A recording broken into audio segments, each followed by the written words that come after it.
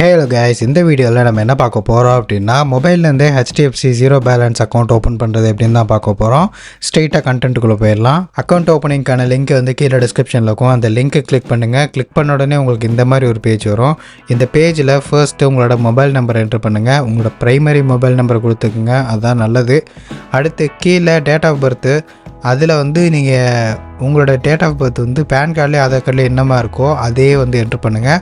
கீழே அந்த tick box இருக்கும், அந்த டிக் பாக்ஸையும் வந்து டிக் பண்ணி விட்டு கெட் ஓடிபி ஆப்ஷனை செலக்ட் பண்ணிங்க அப்படின்னா நீங்கள் கொடுத்த மொபைல் நம்பருக்கு ஒரு ஓடிபி வரும். அந்த ஓடிபி இந்த இடத்துல வந்து என்ட்ரு பண்ணி கீழே சப்மிட் ஓடிபி ஆப்ஷனை செலக்ட் பண்ணிக்கோங்க. இப்போ நெக்ஸ்ட் பார்த்தீங்க அப்படின்னா மிஸ்டரா இல்லை மிஸ்ஸா இல்லை மிஸ்ஸஸா, ஸோ அதை செலக்ட் பண்ணிவிட்டு உங்களோட நேமை வந்து என்ட்ரு பண்ணிக்கோங்க. நேமெல்லாம் கரெக்டாக பார்த்து என்ட்ரு பண்ணுங்கள். டாக்குமெண்ட்டில் என்ன இருக்கோ அந்த நேம் மாதிரி என்ட்ரு பண்ணுங்கள். ஸோ இப்போ ப்ரொசீட் ஆப்ஷனை செலக்ட் பண்ணோன்னா இந்த மாதிரி வரும். சரி, இது என்ன அப்படின்னா உங்களோட ஆதார் கார்டு பேஸ் பண்ணி பெனிஃபிட் சப்சிடி, அதாவது கவர்மெண்ட்டில் ஏதாவது ஒரு ஸ்கீமோ ஏதோ ஒன்று லான்ச் பண்ணுறாங்க, இல்லை ஃப்யூச்சரில் லான்ச் பண்ணுறாங்க, ஆல்ரெடி எக்ஸிஸ்டாக இருக்கிறது, உங்களுக்கு அது வந்து ரெலவெண்ட்டாக இருக்குது உங்களோட ஏஜுக்கு ஏற்ற மாதிரி அப்படின்னா அதெல்லாம் ஆட்டோமேட்டிக்காக ஆக்டிவேட் ஆகிக்கிறோம். அப்புறம் புதுசாக வர்றதும் சேர்த்து தான் எல்லாமே வந்து உங்கள் ஏஜுக்கு ஏற்ற மாதிரியே உங்களுக்கு அந்த பெனிஃபிட்ஸ்லாம் ஆக்டிவேட் ஆகிக்கிறோம். அதுக்கேற்ற மாதிரி அமௌண்ட்ஸும் பார்த்திங்கன்னா வந்து இது பண்ணுற மாதிரி இருக்கும். ஸோ ஸ்கீம்லாம் ஸோ அது வேணாம் அப்படின்னா நீங்கள் ஆஃப் பண்ணிடலாம், வேணும்னா ஆன் பண்ணிக்கோங்க. இன்கேஸ் ஏதோ ஒரு ஃப்யூச்சரில் உங்களுக்கு என்றைக்கா ஒரு இடத்துல வந்து தேவைப்படலாம். இது மேலும் டீட்டெயில் தெரிஞ்சுக்கணுன்னா எங்கேயாவது செக் பண்ணி கூட பாருங்கள். அடுத்து இப்போ இந்த இடத்துல ஆதார் நம்பர் என்ட்ரு பண்ணுங்கள். என்ட்ரு பண்ணிவிட்டு ஐ கன்ஃபார்ம் தட் அப்படிங்கிற அந்த டிக் பாக்ஸ் இருக்கும்.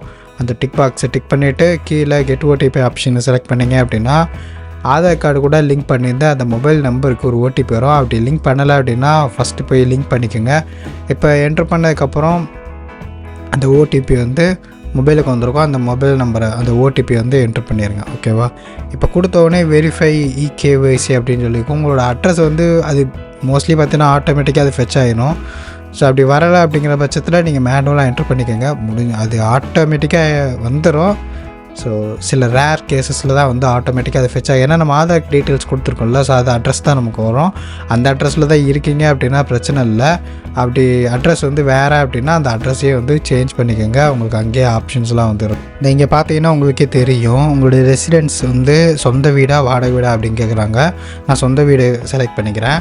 அடுத்து இப்போ நீங்கள் இருக்க அட்ரஸ், அதாவது கம்யூனிகேஷனுக்கு வந்து நாலு பண்ணி ஏதாவது புக்லெட்டோ ஏதோ ஒரு இது வந்து உங்களுக்கு வருது, போஸ்ட்டு வந்து வருது அப்படின்னா அந்த அட்ரஸ் அது வந்து ஆதார் அட்ரஸ் தானா, அதாவது ஆதாரில் இருக்க அட்ரஸும் இப்போ நீங்கள் இருக்க இடமும் வந்து இருக்க அட்ரஸும் சேமா அப்படின்னு கேட்குறாங்க.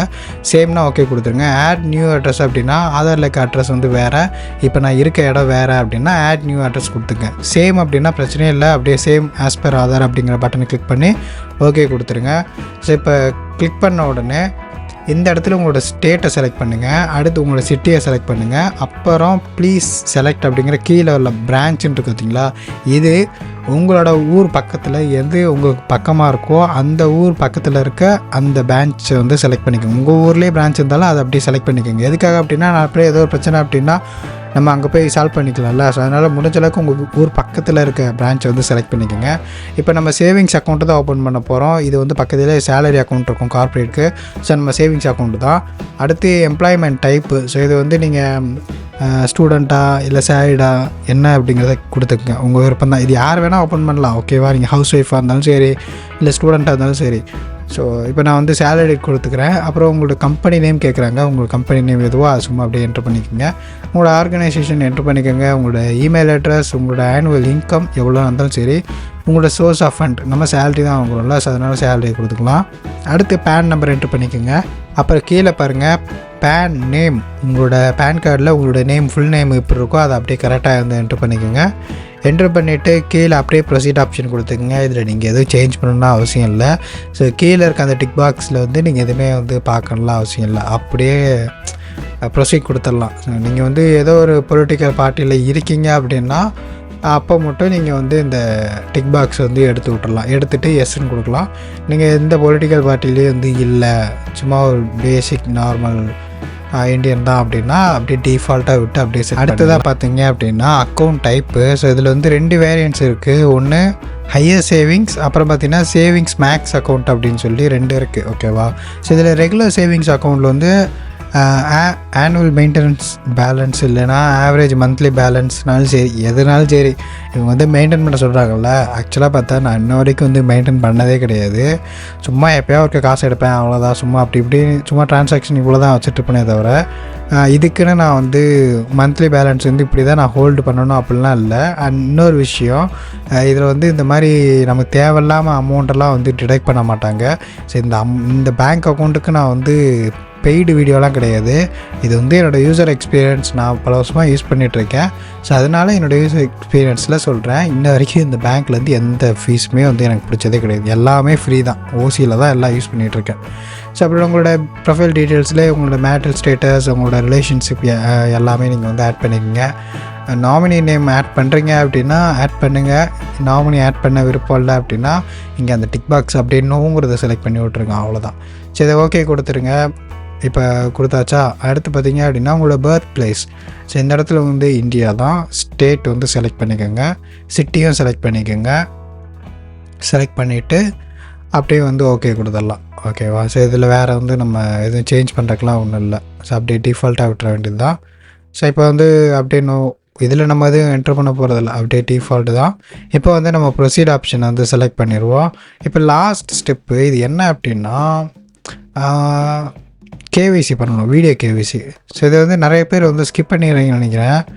இந்த வீடியோ கேவிசிலாம் பெரிய ப்ராசஸே கிடையாது. ஒரு சிம்பிள் ப்ராசஸ் தான். உங்களோட மொபைல் நெட்வொர்க் நல்லா வச்சுக்கோங்க. ஒரு நல்ல ரூம்லேயோ இல்லை ஏதோ ஒரு அவுட் சைடு ஏரியாவில் ஒரு வால் செவுத்து பக்கத்தில் உட்காந்துக்குங்க. ஓகேவா? அடுத்து வந்து உங்களோட ஆதார் கார்டு எடுத்து வச்சுக்கோங்க. அடுத்து உங்கள் பேன் கார்டு எடுத்து வச்சுக்கோங்க. அண்ட் நெக்ஸ்ட்டு உங்களுடைய ஒரு பேப்பரும் ஒரு பென் எடுத்து வச்சுக்கோங்க. உங்களோட account number, customer ID, IFSC கோடெல்லாம் வந்துடும். இது ஒரு ஸ்க்ரீன்ஷாட் கூட எடுத்து வச்சுக்கோங்க. சரி, நான் ப்ளர் பண்ணிவிட்டேன். ஸோ இப்போ வந்துருச்சா?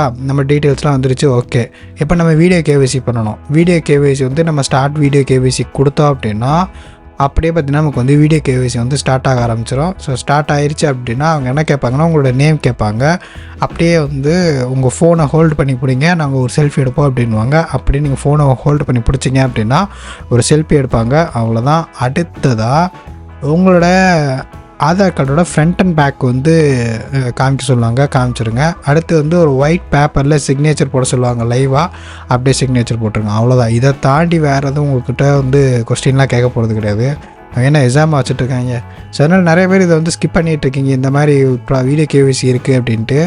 ஸோ அதனால் சொல்கிறேன், இது பெரிய ப்ராசஸ்லாம் கிடையாது. எந்த பேங்க் அக்கௌண்ட் ஓப்பன் பண்ணாலும் இது ஈஸியாக நீங்கள் முடிச்சிடலாம். வேறு எந்த கேள்வியும் கிடையாது. சரியா? அக்கௌண்ட் ஓப்பன் பண்ணிக்கோங்க. அவ்வளோதான் கைஸ்.